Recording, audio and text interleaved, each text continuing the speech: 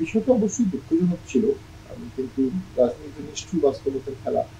যদি কেউ আলাদা হয়ে যায় বা কোনো কারণে ড্রিফট অ্যাপার্ট হয়, দুটো ভাগ হয়, এটা মেনে নিয়েই রাজনীতি করতে হবে। তো তারা আমাদের অনেক সম্মানিত, অনেক সিনিয়র নেতৃবৃন্দ। কিন্তু তারা আসলে জিএম তাদেরকে বাদ দিয়ে দল করতে চেয়েছেন, অথবা জিএম তাদেরকে নিতে চাননি, অথবা নিজেরা সভাপতি হতে চেয়েছেন, নিজেরা মহাসচিব হতে চেয়েছেন। এই প্রক্রিয়াটা প্রাথমিকভাবে ব্যর্থ হয়েছে এবং নেতাকর্মীরা সম্পূর্ণরূপে জিএম তাদের প্রতি আস্থাশীল অবস্থায় এখন আছে। সেই নেতাকর্মীকে তারা নিতে পারেনি। যদি নেতাকর্মী তাদের দিকে যেত, হয়তো তারা সফল হতে পারত। এখন নেতাকর্মী যা চাবে আমরা তাই সেভাবেই দল চালাবো। আমি তো মনে করি বাংলাদেশে প্রথমে ল অ্যান্ড অর্ডার মেনটেন করা প্রয়োজন। সেটার জন্য যদি প্রয়োজনে এমার্জেন্সি দিতে হয়, প্রয়োজনে এমার্জেন্সি দিতে হবে, সকল স্টেক হোল্ডারের সাথে কথা বলে। পাশাপাশি আমি মনে করি সকল রাজনৈতিক দলের সাথে আলাপ করতে হবে। তো কিছু কিছু আলাপ প্রকাশ্য হতে পারে, কিছু কিছু আলাপ অপ্রকাশ্যেও হতে পারে, এবং সবগুলো রাজনৈতিক দলের মধ্যে একটা কম্প্রোমাইজ ফর্মুলা বের করতে হবে। বিশাল কোনো বাদ দিয়ে নির্বাচন বা সংস্কার করা হলে পলিটিক্যাল সলিউশন হলো না, প্রবলেমটা রয়ে গেল, সংঘাত রয়ে গেল, সংঘাত থেকে দ্বন্দ্ব, দ্বন্দ্ব থেকে আন্দোলন, আন্দোলন থেকে যুদ্ধ, গৃহযুদ্ধ, অনেক কিছু হয়ে যাবে আস্তে আস্তে। তো প্রথমেই যদি আপনি সেটাকে ঠিক করতে পারেন, তাহলে আমি মনে করি সেটা বর্তমান সরকারের একটি বড় সাফল্য হবে। দেশটাকে একটা শান্তিপূর্ণভাবে একটা ট্রানজিশন নিয়ে যাওয়া। আমরা এই শান্তিপূর্ণ ট্রানজিশনটা কিন্তু দেখতে পাচ্ছি না। দিন দিন অশান্তি বাড়ছে, সংঘাত বাড়ছে। জাতীয় পার্টিকে বাধা দেওয়ার মূল কারণ যেটা বুঝতে পারলাম, সেটা হচ্ছে জাতীয় পার্টি বিরোধী দল হয়ে যেতে পারে। জাতীয় পার্টি সরকারি দলও হতে পারে, সরকারও গঠন করতে পারে, যে কোনো দল বিরোধী দল হতে পারে। ঠিক এই আশঙ্কায় একটা পার্টিকে ব্যান করা হবে। আন্দোলন হয়ে গেছে, প্রায় 1 বছর হয়ে গেছে, 1 বছর পরে আজকে ব্যানের দাবি উঠছে। তো এটা আমার দৃঢ় বিশ্বাস, বর্তমান সরকার এই ধরনের কোনো অযৌক্তিক ইল্লিগাল দাবিতে কান দেবে না।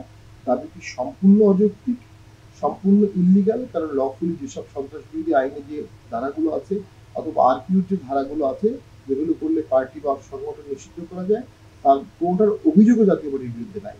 আর যদি বলা হয় বিগত সরকারের সাথে ভোট করেছে, সকল দলই ভোট করেছে কম বেশি।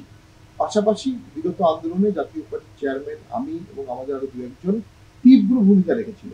কয়েকজন মাঠেও সরাসরি আন্দোলন করেছে, কেউ টকশো করেছে, কেউ সংসদে কথা বলেছে, কেউ সাংবাদিকদের সাথে কথা বলেছে, আবার কেউ মাঠেও আন্দোলন করেছে। আমাদের অনেক ছাত্র জেলে ছিল সেই সময়, 19টা মামলা হয়েছিল আমাদের নেতাকর্মীর নামে।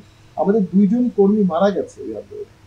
কিন্তু আমাদেরকে দোষর বলে বা ট্যাগিং করে রাজনীতি থেকে সরিয়ে দেওয়ার মুখ্য উদ্দেশ্য হচ্ছে ভোটে ক্ষুদ্র দলগুলো এখনো জাতীয় পার্টিকে ভয় পাচ্ছে। তো সেখানে রাজনৈতিক ভারসাম্যটা সম্পূর্ণরূপে একটি মহল করায়ত্ত করার জন্য জাতীয় পার্টিকে ব্যান করার চেষ্টা করা হচ্ছে, যেটি সফল হবে বলে আমি মনে করি না। এই যে ক্ষুদ্র কিছু দল অথবা দু চারটি দল মিলে একটি দলকে ব্যান করতে চাচ্ছে, এটি তো এক ধরনের ফাঁসিবাদ, এটা এক ধরনের ষড়যন্ত্র। ডক্টর ইউনুস স্যার স্টার্ট করেছিলেন উইথ এক্সেলেন্ট হাই। আস্তে আস্তে এটা বাম্পি রাইড হয়ে গেল, এবং দেন আমি মনে করি নির্বাচন পর্যন্ত ওনার দেশটাকে সরকারে নিয়ে যাওয়া দুঃসাধ্য হয়ে যেতে পারে। এর প্রধান কারণ হচ্ছে তিনি বেশ খোলামন নিয়ে ট্রাই করেছিলেন, কিন্তু তার সাথে যারা সঙ্গী সাথী ছিল তারা অনেকেই হুঙ্কার দিয়েছে, অনেকেই দাবি জানিয়েছে। উনি সেই দাবির কাছে নত স্বীকার করে ঐক্যমত সৃষ্টির জায়গায় অনৈক্যমত সৃষ্টি করেছেন। এখানে তিনি জাতীয় পার্টিকে ডাকেননি, আওয়ামী লীগকে ব্যান করেছেন, এখন জাতীয় পার্টিকে ব্যানের দাবি উঠছে। দেখুন, একটা ব্যান আরেকটা ব্যানকে উৎসাহিত করছে, ফলে পলিটিক্যাল সলিউশন ঐক্যমতটা হচ্ছে না, সমাধানটা হচ্ছে না, এবং সমস্যাটা দীর্ঘস্থায়ী হয়ে যাচ্ছে, এবং দেশ আস্তে আস্তে কিন্তু পুরো 71 অ্যান্টি 71 এই ভাগে ভাগ হয়ে যাচ্ছে। এবং সেই ভাগের মধ্যে গিয়ে কিন্তু বর্তমান সরকার নিজেকে কোথায় ফেচ করবে, নিজেকে কোন জায়গায় তারা দাঁড়া করাবে, এরকম একটি সমাধান আসলে এই সরকার করতে চাচ্ছে না বা পারেনি। ভোট যদি একতরফা হয়, সেটারও একটা দায় সরকারের থাকবে। যদি অধিক একতরফা হয়, অর্থাৎ আওয়ামী লীগও নাই, জাতীয় পার্টি নেই, তাহলে অধিক দায় সরকারের থাকবে, এবং এই দায়টা কিন্তু অনেকদিন ক্যারি হবে। এবং আমরা মনে করি একতরফা এই ভোটগুলো যেগুলো হয়েছে বাংলাদেশের অতীতে, সেগুলোর ফলে কিন্তু অথরিটেরিয়ান গভর্নমেন্ট হয়েছে। তো সামনেও একতরফা ভোট হয়ে যদি অথরিটেরিয়ান গভর্নমেন্টের দিকে দেশ যায়, তাহলে আবার একটা বিপ্লব হবে এক সময়, আবার সেই আন্দোলন হবে, আবার হানাহানি হবে, এবং হিস্ট্রি বারবার রিপিট হবে।